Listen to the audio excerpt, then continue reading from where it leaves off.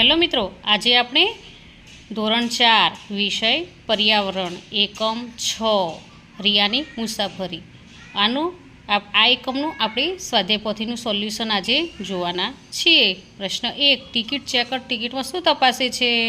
તો તેનો જવાબ આ પ્રમાણે છે।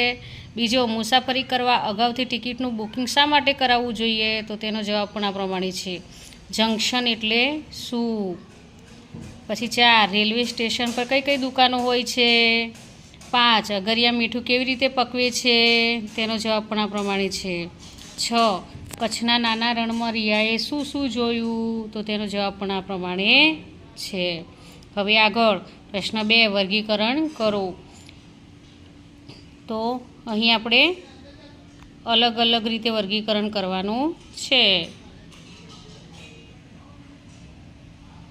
હવે પ્રશ્ન 3, બસ અને ટ્રેનમાં મુસાફરી દરમિયાન યોગ્ય વર્તન સામે ખરાની અને અયોગ્ય વર્તન સામે ખોટાની નિશાની કરો।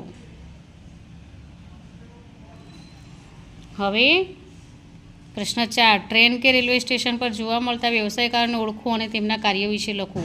અહીં પહેલું ચિત્ર છે તે કુલીનું છે, બીજું છે એ રેલવે પોલીસનું છે અને ત્રીજું છે એ ફેરિયાનું છે।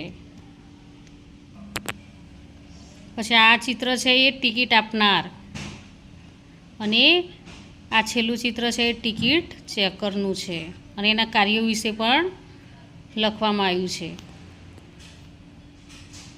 હવે પ્રશ્ન 6, એક શબ્દમાં જવાબ લખો।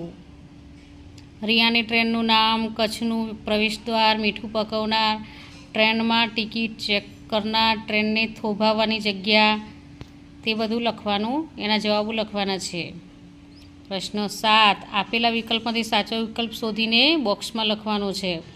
તો 1નો વિકલ્પ છે એ સાચો વિકલ્પ, 2નો સી, 3નો ડી અને 4નો બી। તો મિત્રો, અહીં આ એકમનો વિડીયો અહીં પૂરો થાય છે।